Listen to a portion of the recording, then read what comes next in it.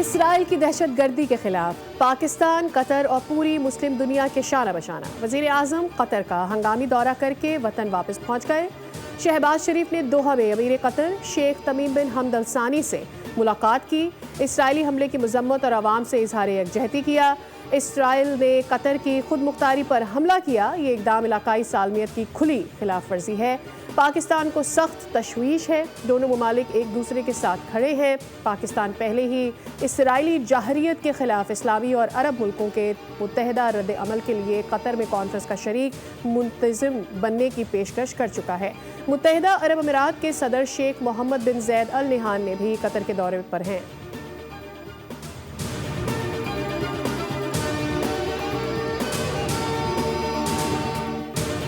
دہشت گرد اسرائیل کا قطر پر حملہ، نیو یارک میں پاکستان، الجزائر اور صومالیہ کی درخواست پر سلامتی کونسل کا اجلاس۔ پاکستان کے مستقل مندوب عاصم افتخار نے خطاب کرتے ہوئے کہا کہ اسرائیل نے قطر پر بلا اشتعال حملہ کیا۔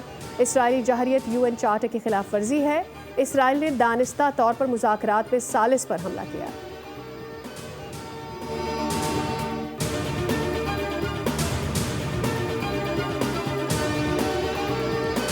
گھر، فصلیں، کاروبار اور مال و اسباب، کچھ راوی لے گیا، کچھ ستلج اور چناب۔ سندھو کی لپیٹ میں آ گیا جنوبی پنجاب، صوبے میں مختلف حادثات میں 17 افراد جاں بحق۔ وزارت آبی وسائل کے مطابق دریائے چناب، ستلج، راوی اور سندھ میں کئی مقامات پر اونچے درجے اور درمیانے درجے کا سیلاب ہے۔ چناب میں پنجنت بیراج کے مقام پر انتہائی سنگین صورتحال ہے، بہاؤ 6,66,000 کیوسک ریکارڈ۔ ستلج میں گنڈا سنگھ والا پر انتہائی اونچے درجے کا سیلاب، پانی کا بہاؤ 1,82,000 کیوسک ریکارڈ۔ دریائے سندھ میں گڈو بیراج پر درمیانے درجے کا سیلاب ہے، جہاں پانی کی آمد 5,02,000 اور اخراج 4,75,000 کیوسک ریکارڈ ہوا۔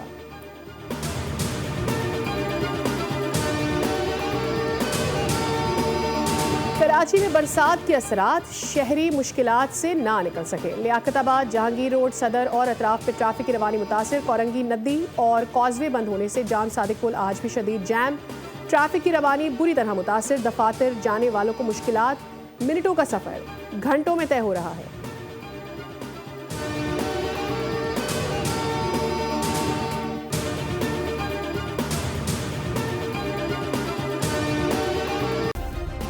سبسکرائب کریں اور بیل دبائیں تاکہ کوئی خبر رہ نہ جائے۔